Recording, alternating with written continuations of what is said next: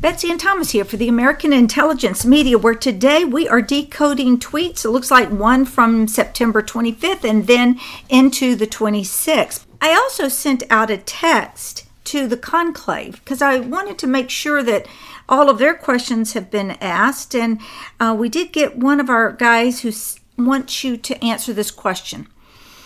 Can you ask him what sort of sentence Rod the Rat would get if he's found to be guilty of treason? If? How about when? Betsy, it is an honor to try to decode the Trump tweets, which have become Trump bombs. And they're getting bigger every day, especially after his UN speech. So that conclave member knows the answer to that question. He asked it simply to make sure that I would say that, of course, Rat Rosenstein is going to be given a sentence of death in his treasonous actions of a coup d'etat against a sitting president. But it's worse than that. You see, Rat Rosenstein cannot be taken into a military tribunal, but he can be tried as a military combatant, a domestic enemy against the state, against the United States of America. And he knows this. And so when it comes down to it, it's going to all be what sentence these people are given. And let's not forget And we do not want to go with a conspiracy, folks. We want to go with... So in a way, you're going to lose the impact of actually having the pleasure of seeing the portable gallows that Betsy's always showing on Truth News headlines pull into D.C. and there just be a bunch of hangings. Why? Because these are lawyers.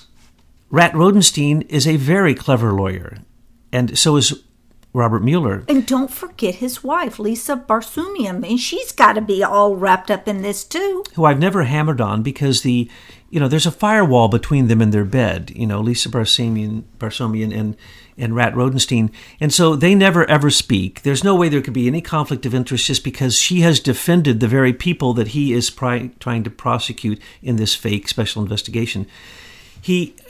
They are so colluded with the Clintons and the Bushes and Lisa Barsomian. I've never really gone into great detail about her, but she is as evil as anybody can get in D.C. She is the one who's chosen to go into the fake cases that are already set up with fake judges to make sure that the big D.C. politicians do not get prosecuted. And we do have a report that we wrote a while back on Lisa, and I will have that included in the link in the description box. Now, Rat Rosenstein has already laid the pathwork for him getting out of this rat trap by saying that he didn't read the FISA court warrant that he signed, Title I, FISA warrant for Carter Page. Then the reason for that is the following. He's a lawyer. He had Comey sign it. You see, Comey had to swear that Carter Page was absolutely 100% by the head. Only the director of the FBI can sign this, both for national security letters, which were used by Peter Strzok, which have yet to come out, but someday will, to prove that we're right again, and for the Title I warrant for Carter Page. So Comey signed off of both of those. That's the reason Rat Rosenstein on the fifth round didn't even pay any attention to reading it, though that's the one that has the fake Michael Isikoff report that was used basically. There was a report by Christopher Steele that was used as an article to then substantiate the fourth FISA court request. And remember, as I've said all along, those are only used in court to protect themselves. So when the truth comes out, we already know the truth. We already know about Spygate. We already know about Stephen Halper. We already know about the setups. We already know about the framing. We know about all this. It's all come out in testimony in court. This is sworn testimony. And so we know this is all going on. So Rat Rosenstein is not military. Robert Mueller, he could, in fact, they could simply have a military tribunal for him and others who they could simply, because of their long history in the military, simply hold them responsible because their security agreements go back to when they were in the military, which state that you are basically going to be tried under the Uniform Code of Military Justice in a military tribunal if you do the things that we have caught them doing. I do not know if Rat Rosenstein has ever signed those. So technically, I don't know that he will hang because he's a lawyer and he's one of the 500 who run the SES and the DOJ. And he's as crooked as they can possibly be. And if he goes down, he can turn on all the rest. And the rest are the other 35 members of that cabal that we've mentioned the names of so many times. Well, like many people say, that's perhaps the way that John McCain had his ending was really through a military tribunal. We just don't have any information on that. Do you have any thoughts about that? Because I do see it a lot out there. We know that John McCain's illness was fake. We know that because he kept changing the support on his leg day to day as he's going around in the wheelchair. He couldn't even remember what illness he was supposed to have or what part of his body was supposed to be worked on. We never saw a picture of him in the hospital or Not recuperating, anything. Have you ever seen a worst stitching job on somebody's face? Never in history, except maybe back in the Dark Ages. That was staged. That was the ugliest looking stitches, which shouldn't have been in there after that operation, because they don't even do that anymore. And why was he showing himself on the news again and again with those nasty scars? That was to convince you that he was ill. Why? Because he's gone down now. He would be the number one person, because he was military, who would go into a military tribunal for the crimes that he's committed. But he's committed so many crimes. We're not going to talk about the conspiracy for the coup d'etat. We could simply talk about his working with Oleg Deripaska during the election, after the election, and still, if John McCain is still alive. I don't know that. But I do know one thing. His illness was a fake. And that's very simple to see through. We also know that he was caught for receiving $11 million in the institute, the John McCain Institute, from foreign nations. He was caught for giving money to pay Christopher Steele for the dossier. He may have been the original money even before Fusion GPS. And by the way, it goes, again, to our credit, that we said Fusion GPS was working for the Democratic National Committee long before April or June or July of 2016. Now they know for a fact those checks go back, as well as Christopher Steele's checks, go back to February of 2016, exactly as we said they did. Now, going on, why don't we go to the next tweet? Okay, well, those weren't tweets, but they were questions that needed to be asked. The Democrats are playing a high-level con game in their vicious effort to destroy a fine person. It is called the politics of destruction. Behind the scene, the Dems are laughing. Pray for Brett Kavanaugh and his family. Trump is so correct. The politics of destruction, what he's implying here is that they're destroying themselves by their politics. Because why? Behind the scenes, the Dems are laughing. Everybody knows they're laughing. Everybody knows it's a setup. Only a really stupid person couldn't see through this. It's worse than they're liars.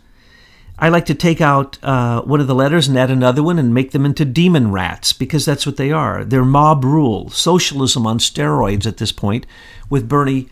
Couldn't be socialist enough for the Democratic Party, had to start his own socialist party, supported directly by George Soros, by the way. Has anyone ever said that besides us?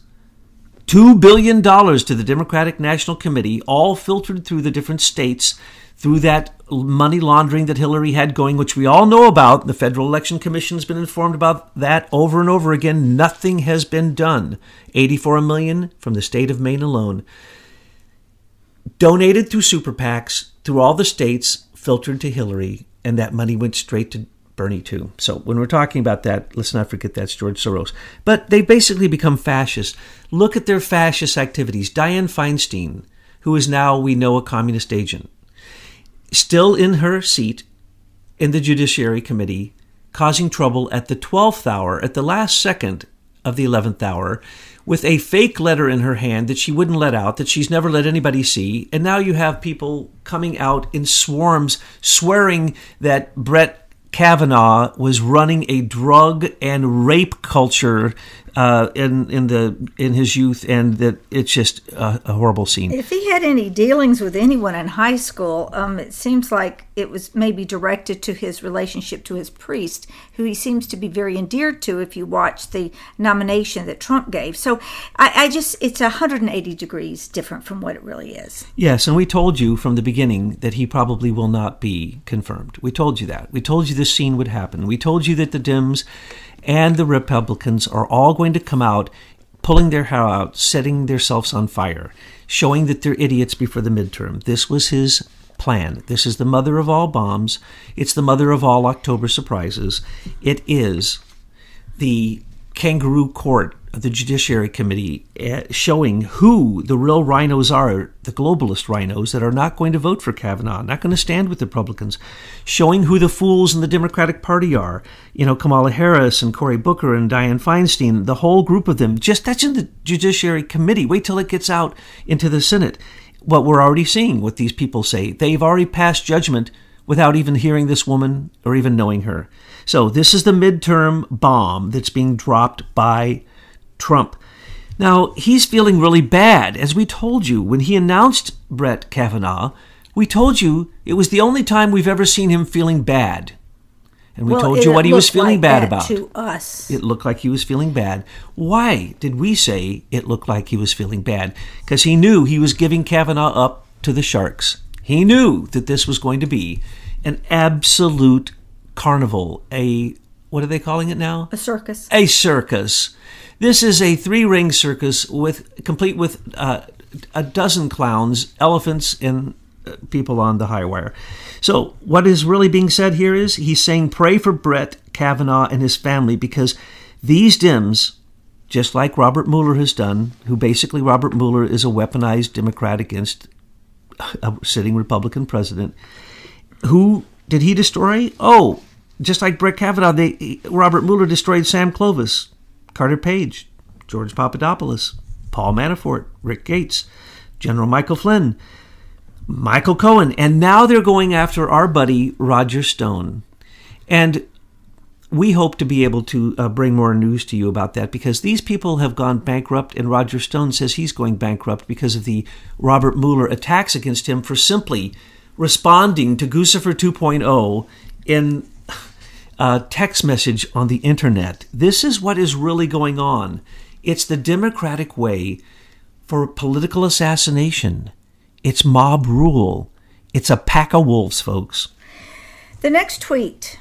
Consumer confidence hits an 18-year high, close to breaking the all-time record. A big jump from the last 8 years. People are excited about the USA again. We are getting bigger and richer and stronger. Way more to go. Now, by excited, he means that all those countries, those 30-some countries looking at him at the UN, they were excited. They were excited to realize that he was being strong, saying that America's richer because they are not going to be able to vampirize America anymore, and that we're bigger because our economy is growing and we really don't need them. And we are basically going to say goodbye to the United Nations, is what he was telling them. So, yeah, people all around the world are more excited about the USA because why? They're terrified of Trump. Because finally we have an honest president who speaks his mind and follows through on his word. Oh, my heavens, we haven't had that. I don't know. I can't remember a time we had that. That's the globalist leaders who are terrified of him. But people around the world, citizens, because, our audience is global, and I hear from them, and they're so excited because they want to get involved in creating their nations and their sovereign states, making them great again. Just as he said to do, Betsy. You're absolutely right. Why has the false song of globalism, sung by George H.W. Bush, and by the way, thank you for all those who listened to the recent broadcasts who have spread it to so many people. When Trump says consumer confidence, you might as well replace that with voter confidence, okay? Because he's talking about the midterms here, folks. Every single accolade he has on his presidential successes over the last 2 years is they basically are the platform of the Republican Party. They are the planks. Every success he has. So when he says, consumer confidence, it's an 18-year high, that's a plank of the Republican Party that's going to win and create a red tsunami, because all of us are going to get out and vote because, as he said, we're voting for Trump. Now, what does this mean?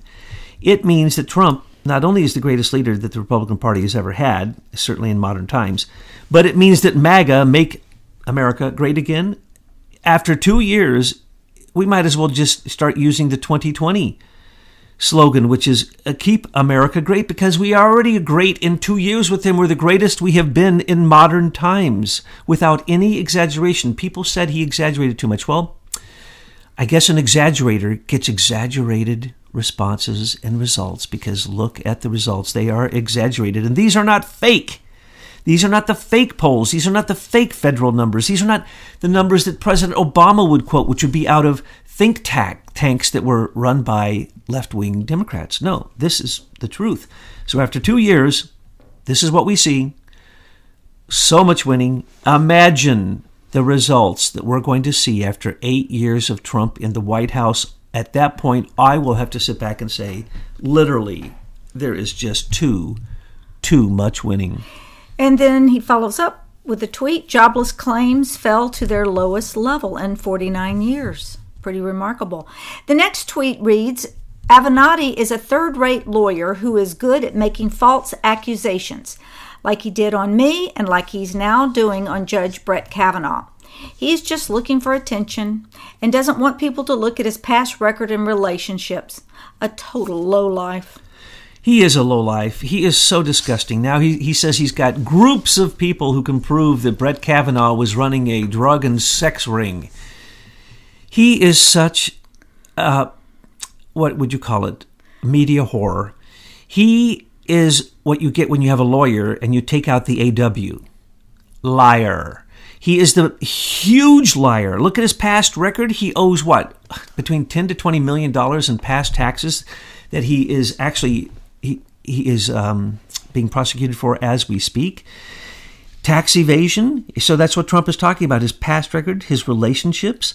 This guy is working directly for David Brock, and he's getting a big share of the $350,000 that David Brock said he'd pay any whore who would come forward and say something bad about Trump. So Michael comes in and is the, what do you call that, an ambulance-chasing lawyer who is now representing a whore? You know, if you're going to use the word whore, what Avenatti is, he's a whore's whore. Oh, he's a whore's whore. That's a very good point.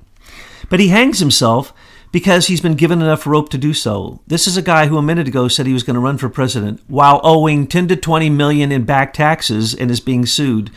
And any minute, he's going to be in jail. He's not going to be the president. So he showed his dishonesty so overtly because why? Trump simply sat back and did nothing and let these people shoot themselves in their own foot. Whoa, and then we go to a tweet like, what is going on with China in this situation? Trump tweets, China is actually placing propaganda ads in the Des Moines Register and other papers made to look like news. That's because we are beating them on trade, opening markets, and the farmers will make a fortune when this is over. Now that's election meddling. Not all the fake election meddling that the 3 different studies looked into and found RT and Sputnik. No. This is real, fake, manipulated meddling. And it's the second time it's happened. The first time is when China wouldn't take our soybeans, and so they put ads in all the California papers bashing Trump. California, they're so stupid, China. The Californians were paid huge amounts of money to supplement the loss that might be happening during these tariff wars. They're making more money than ever before. It doesn't matter how many ads you put in the paper. That shows the demented, totalitarian, communist, fascist view of President Xi, who thinks that he can manipulate Americans in that kind of pathetic fashion. This is election manipulation. It's illegal. It's by a foreign country. We need to simply not do any more trade with them, and we need to simply put sanctions on them instead of having a tariff war where they think that they're going to make us have higher deficits each year with them. That's absurd. Well, Thomas, another thing too is, so we've heard about Russian election meddling for the last 2 years ad nauseum, and so now we're turning our attention to China, and people probably could easier get behind Trump with the Chinese propaganda because he's got to eventually focus in on the election meddling that was done by the Privy Council in the United Kingdom. And people are so brainwashed here in America that they believe that the United Kingdom government and monarchy is our friend and that we are really separate from them. And this is going to be a challenging job to do, to waken people up to that the real meddling and interference in our government is coming from the British. You're absolutely right, Betsy. Spygate happened because the British conducted an attack on us. That's the reason why top officials called Trump from Britain to say, please do not declassify the documents that will prove that. So when is it going to happen? I think it's beginning to happen. And just like now, Trump calls them out for this manipulation, Chinese manipulation, meddling in the election. Oh, notice, he caught them. He's going to put sanctions on them, and no one will even know what those sanctions are, but they will go back to the people who are responsible for that. Well, then the other thing, too, is if the administration is looking at these propaganda ads from China, certainly they know about Optech software that is in all of our election machines. Yes, thank you, Jimmy Carter, you lying, stinking BCCI puppet who came out recently to attack Trump. You know, I thought you had at least a little sense to lay back because of the fact that you developed what is the number one manipulation of media in America in Venezuela with the United Nations and Lord Malik Brown, the program that has now basically turned into Avid and ISIS management, owned by Dianne Feinstein and her husband. So we know how it works, folks, and this is with China at this moment, because Dianne Feinstein is directly connected to her. Notice that the first ads were ran in California. Dianne Feinstein, California. And then I'm going to tell you point blank, this is an economic attack against our national security, and Donald Trump is, by putting this out on his Twitter account, he's basically told me that he is going to sanction the people he did that, and he's going after them, and he knows who they are, and he's not going to do it with a Robert Mueller investigation. So the spoiled Chinese dictator, the globalist dictator who is now manipulating every country that they do business with, that would be, of course, China, and President Xi is doing this. All I can say is we need to arrest the domestic enemies of America who are helping China war against us and the U.S. economy. And those people would be Henry Kissinger, Eric Schmidt, Mark Zuckerberg, James Breyer, Joe Biden, John Kerry, IBM, etc., etc. They are now our enemies. They are warring against us economically and meddling in the election by supporting these Chinese actions. And you can bet your bottom dollar that they are all learning Mandarin right now. Remember, what is Mark Zuckerberg doing with his spare time? Dude Zuckerberg is learning Chinese Mandarin. Did you ever ask yourself why the most difficult language in the world would be attempted by one of the biggest idiots in the world? Because he's got to have a place to run when he's caught for all of his crimes. Well, we have two more tweets that are retweets that address the United Nations speech that Trump gave yesterday. The first is from Newt Gingrich, who said, President Trump's United Nations speech today is a remarkable outline of the power of patriotism. And then Pete Hegseth said that this UN speech should be required viewing in American high schools. It's so true, Betsy. Now, but if it was required reading in American high schools, the liberal democratic teachers would absolutely blow a gasket. But I totally agree. That speech was one of the greatest speeches, which clearly shows that socialism, which is sold in every American public school today, socialism, folks, they're not teaching democracy, and they're not teaching a democratic republic. They are teaching socialism, okay? That is disturbing. It is illegal to teach anything political in a school. Did anybody know that? Did anybody remember that?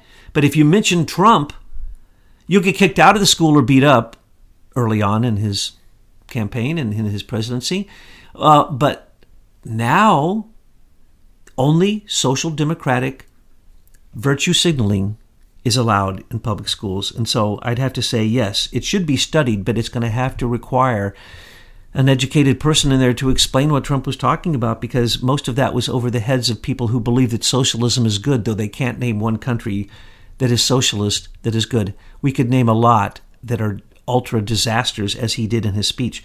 And I totally agree also with Newt Gingrich that it's a remarkable outline of the power of patriotism. It was a beautiful, beautiful call for patriotism for all nations, and to basically dispel the global myth that there's such a thing as patriotism for globalism, because there isn't.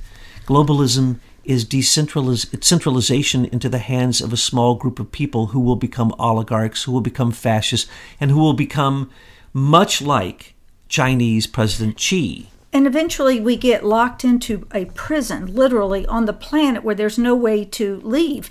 And we need to see decentralization everywhere. We need to see sovereign nations. And here in the United States, we need to get the power back to our individual states. No, I'm going to jump. He met with the Prime Minister of Japan, right? Yes, and Israel. So I'm going to say what I think happened there. The Prime Minister of Japan, what is he now? He is humble.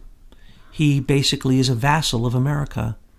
It wasn't long ago when we were terrified of the Japanese because they had taken over our manufacturing, both in our country and outside of our country. They'd taken over our economy, and they had more money than they knew what to do with, so they bought up everything in America. Where are they now? They are our humble partner, basically dependent upon us as a vassal. That is what is going to happen to China if you re-elect Trump for a second term. By the 8th year, China will become very much like Japan is now, and Taiwan will become free. And remember, China took the place of Japan because of Bill and Hillary Clinton moving in for their own greedy purposes to allow them to become a most favored nation trading status and to join the World Trade Organization, which Trump smashed with a hammer in his speech at the UN. And so remember, Japan was China. Now they're humble. China will become like Japan. And South Korea now is taking over for China. But really, we have to remember that North Korea, if they can get out of the control of China, could become the new Taiwan, because Taiwan was actually the manufacturing center of America for all those years, and we called it China, and it wasn't true. And it still is a manufacturing center. That's the reason the largest Taiwanese tech company was brought over to America by Trump himself, and he's bringing the second, third, and fourth. So Taiwan is going to falter and fall. It will go to China, and China will become second place to South Korea. And then North Korea will then probably create a union with South Korea so that they will become the major cheap manufacturers for us. And these are lessons to be learned from history. Now, when Netanyahu, that criminal, met with Trump, remember, Trump knows who he is. He knows he's a criminal. He knows that he's a lying, cheating warmonger, and that he's a Zionist. I think it was 2 days ago, Betsy, that I was ranting and raving about Woodrow Wilson and the secret deal, the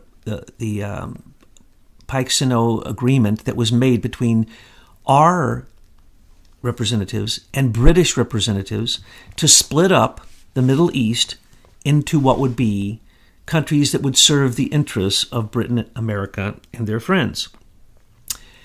The Treaty of Versailles was being conducted in another room, but they were behind closed doors, literally, without any consideration for the people in those countries, slicing them up the way they wanted the pie sliced up. That is why Zionism came into existence. Zionism is not Jewish. Zionism is not Israel. Zionism is what is called, by that secret plan, the Greater Israel Project. Now, the Greater Israel Project is not necessarily Jewish. As a matter of fact, the original plan was written by British ambassadors, actually. The Brits again. And that's the reason, because they owned Israel, and they gave it away as a home to Zionism. Now, everybody says Israel was created so that the Jews who had been persecuted would have a place to go after the diaspora and after the Holocaust. No, it was created as a home for Zionism. And Zionism's plan was to take over the entire Middle East. All the Middle East, all the way into Saudi Arabia and all the way into Iran. This has always been the plan. It's called the Greater Israel Zionist Plan. And it was laid out even in how many years it would take to accomplish these things. Netanyahu is a war hawk. And because he's a good war hawk, that's the reason he's elected by the Israeli people. Well, how do we know their elections aren't rigged too? Well, they are rigged, and we actually paid Obama. We just recently found out the exact amount of money that Obama, which he admits, he literally admitted this, speaking to the mainstream media, that he did interfere in the Israeli elections to stop Netanyahu from coming to power. Because Netanyahu is a war hawk, and that's the reason he's in power, because he can stomp his enemies. Well, why would Obama want to stop that? Because he wanted the war to happen. He wanted Damascus to be bombed by Hillary, which would start Armageddon, World War III, and it would basically create so much chaos that the power of OPEC would no longer rule, and that would bring down the dollar, and that was their intent. Their intent was to go to the International Monetary Fund's reserve currencies, and then the countries that have reserve currency have special drawing rights. Those are basically international. That is an international currency. Those are international dollars. So they wanted to knock it out of OPEC and the basically oil dollar to the International Monetary Fund, because China had gotten into the International Monetary Fund, and Russia was close to, all based upon economic lies, manipulation, gold manipulation, and fantastic lies about China somehow finding 8,000 tons of gold in a matter of about a year. And now it's been proven they didn't find any gold. So that's what that was about. This is Netanyahu is a war hawk. And what they talked about today, or when they met, was the following. He said, Sir, Netanyahu said, okay. Sir, Mr. President, because he kisses his rear because he knows that Trump could squish him.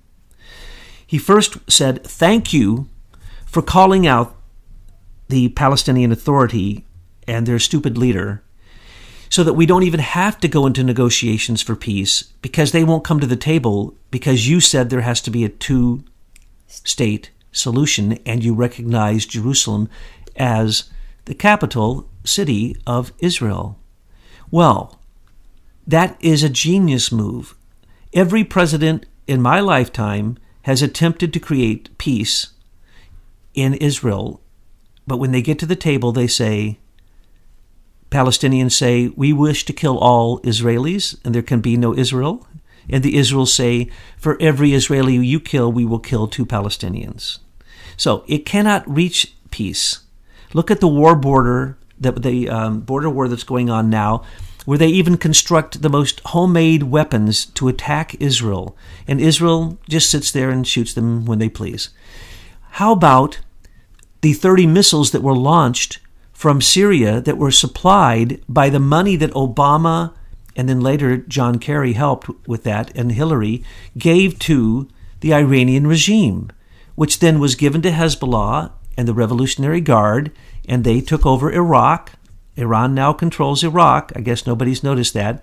And they're controlling Syria. I guess nobody's noticed that either. They just put in what may be hundreds. We've seen banks of these missiles, same missiles as before, all bought and paid for by Obama through Iran from Russia. And then those missiles are coming in, and that's why Russia got involved there, so that they can go after Israel. Because nothing would please Russia better than if Saudi Arabia, Iranian oil came under huge constriction. They want that oil to end, and then their Kazakhstan oil, their Turkmenistan liquid gas, all of their Nord Stream 1, Nord Stream 2, which basically still does control Europe right now through Germany, which Trump called Angela Merkel out again recently on. But basically, Russia would be very happy if the oil in the Middle East just dried up, because that would make them twice as rich as they are with the oil. And they have unlimited amounts of oil and uranium. Why don't we look at other energy? Why don't we look at thorium? And then we won't have to be so dependent on this oil, because really oil and all of this chasing the gas and the oil and the energy is what is behind all of our wars. If we had free and abundant energy, which we have the technology to provide humanity right now, we wouldn't have this. Yes, and as time moves on, the really smart, rich people already know what I'm about to tell you. Oil's day is over. It's frozen methane in the Antarctica that they're going after. As soon as they figure out a way to tap frozen methane at the bottom of the ocean, it is like 1,000 times more proliferate in the Earth's crust as why go all the way down there when you can get thorium right here in the United States? mine it and put it in these, what did they put them right there in the... The Galt reactors, yes, yeah, I'm sorry. I was going to go there next, Okay. that the uranium should all end. That's the reason Russia got in on the tail end of Britain's control of uranium here in America. That's what the Uranium One deal is all about. And they know that it's coming to an end, so they're all fighting to the death to keep it still intact and to keep those rat lines of money flowing through oil and through uranium. But they all know that thorium is as commonplace as anything on the face of the earth, and that you don't need to create plutonium except to create bombs. You can retrofit every single nuclear reactor with thorium right now for a very small cost. You can actually use those plants to then eat the poisonous nuclear waste that we have. The Galt plants, the geothermic atmospheric liquid thorium plants eat the nuclear poisons. There will be no more nuclear poisons if we go to Galt. There will be no more oil problems if we go to frozen methane, or if we simply go to hydrogen engines, which have been demonstrated thousands of times, and we have pointed that out. We've shown you places you can buy these things and retrofit your current car with a hydrogen fuel system, which will then make your system either completely more efficient, or you can go strictly to hydrogen. So, and they're happening in Japan and Germany, these cars, and they will someday, when the mainstream media stops telling us that oil is the only thing we have to create energy. Well, that's the propaganda media, and it's run by the bankers. And of course, the bankers want oil to continue to rule because that's where they make their money. So Hezbollah has given these missiles to Syria. I don't know why they haven't fired them, but that's what the recent attacks were, where they got confused, and then they actually shot a Syrian. The Syrians shot a Russian plane out of the air and killed 15 Russians. That was because Israel was sizing up these missiles and getting ready to attack them. And because of this, Russia has now sold new defense missiles to Syria, a huge amount of these, and they're putting them all around to protect these banks of missiles which can reach Israel and have reached Israel. And Israel used, their defense system to shoot most of these down. But the point is, it's building up, and Netanyahu is the only person who can stand against it. He is a ruthless warrior who's doing a very great job defending Israel, but he's also a Zionist, and he doesn't really care about Israel. That's the reason he ripped them off with those oil deals which he and his wife were involved in. He doesn't really care about Israel. He is a Zionist. Look for his offshore account, and you are really going to find a big one.